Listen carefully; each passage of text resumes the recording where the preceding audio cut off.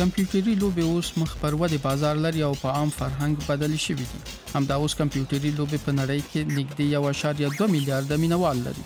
دا چې دغه لوبو لپاره امکانات او لیوالتیا څومره ژر د بدلېدو په حال کې ده، د کولن فخر کې د گیمز کوم په څیر نندارتونونو ته هر کال د لوړ شمېر خلکو له تلو څخه څرګندېږي. دغه لوبو مینوال زیاتره کوچنیان او تنکي ځوانان دي. هغوی په اوسط ډول په اونۍ کې څه د پاسه 3 ورځې په کمپیوټري لوبو اخته وي. گیم ورځنی ژوند جوړوي. خو له تمرکز سره د کمپیوټري لوبو کولو له یوې مرحلې څخه د تیریدو او پر هغوی د معتادېدو ترمنځ سرحد څه ډول ټاکل کیږي؟ د دې سنخار په رواني کلینیک کې د ډیرو هغو کسانو درملنه کیږي چې په کمپیوټري لوبو معتاد دي. ډاکټر بیرت تا ویلد د دې احتیاط په اړه څېړنې کړې دي.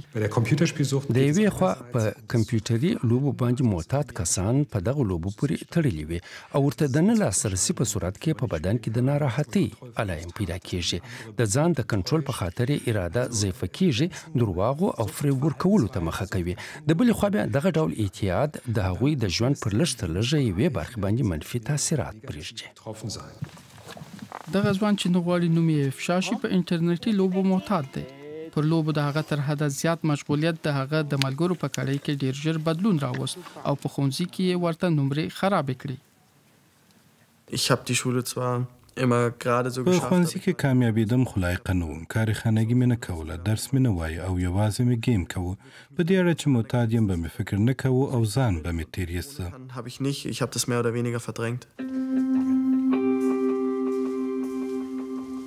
په کلینیکونو کې د احتیاط د منځه وړلو ترڅنګ هغه علتونه او فاکتورونه هم په نظر کې نیول کیږي چې د احتیاط سبب شوي دي.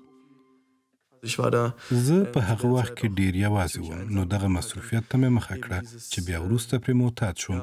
ما یوازې غوښتل له دغه حالت څخه د خلاصون لار ولټوم. زیاتره وخت نوري ناروغۍ هم رامنځته کیږي. احتیاط مسلکي درملنې ته اړتیا لري. دغه ډول درملنه یوازې هغه وخت کامیابه وي چې معتاد کس موافق وي او په فعالانه ډول پکې برخه واخلي. موږ ټول اړین تجهیزات لرو چې ناروغان مو د معالجې په جریان کې خپل د گیمونو اکاونټونه پاک کړي. دا هغه څه دي چې باید ورته په ښه توګه او زړهسوي سره تیاری ونیول سي. دغو کسانو د 10,000 ساعتونو لپاره دغه لوبې کړې وي، نو د اکاونټونو پاکول یې کیدای شي سخت خبرګونونه راوپاروي، له بیرې څخه نیولې بیا تر عصبانیت او آن ځان وژنې پورې.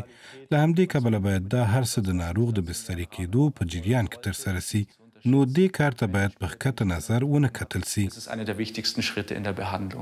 د درملنې هدف تر ټولو د مخه دا ده چې د لوبو سره دغه قوي اړیکه نوره قراره سسته شي. لټنې ښیي چې دا ډول درملنه هغه وخت اغیزمنه مرسته کوي چې معتاده کس بیرته لوبو ته مخه ونه کړي. زه به په خپل کور کې نور هغه کمپیوټر نصب نه کړم چې د لوبو لپاره مې رانیولی دی. په کور کې دننه زما په خونه کې یوازې آنلایني لوبې کول ناممکنه دي. دا پر کمپیوټري لوبو د احتیاط د منځه وړلو لپاره یو لوی ګام دی.